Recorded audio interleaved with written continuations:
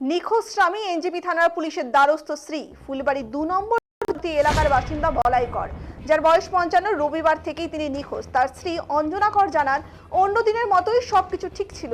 খাওয়া দাওয়া সেরে বলাই জানান তিনি বাইরে বের হচ্ছেন লটারি নিয়ে, কিন্তু বেশ কিছুক্ষণ হয়ে যাওয়ায় যখন তিনি আর ফেরেন না তখনই খোঁজাখুঁজি শুরু করেন অঞ্জন দেবী।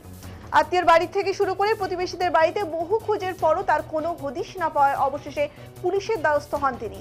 নিউ জলপাইগুড়ি থানায় নিখোঁজ সংক্রান্ত অভিযোগ দায়ের করেন তিনি।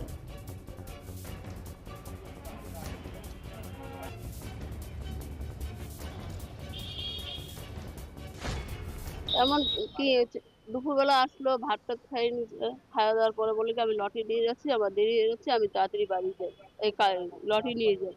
লটারি নিয়ে গেছে রবিবারের দিন, তার থেকে আর কোনো খবর পাচ্ছি না। খুঁজতেছি, এত খোঁজাখুঁজি করলাম, কোনো জায়গায় এগুলির কোনো সন্ধান পাইলাম না আমরা। তারপরে ওখান থেকে এখন আমি এটা থানায় আসছি, উনি অভিযোগ লিখলাম। আত্মীয় স্বজন সব জায়গায় খোঁজ করছি, কোথাও নাই। উনি হঠাৎ করে যে এরকম নিখোঁজ হয়ে গেছে, আমি তো উনিকে খুঁজে পাচ্ছি না, ওই জন্য থানায় এসে এই ডায়েরিটা দিলাম। আর আপনাদের কাছে এই অনুরোধটা করলাম, আপনারা একটু আমার স্বামীকে খোঁজার চেষ্টা করুন।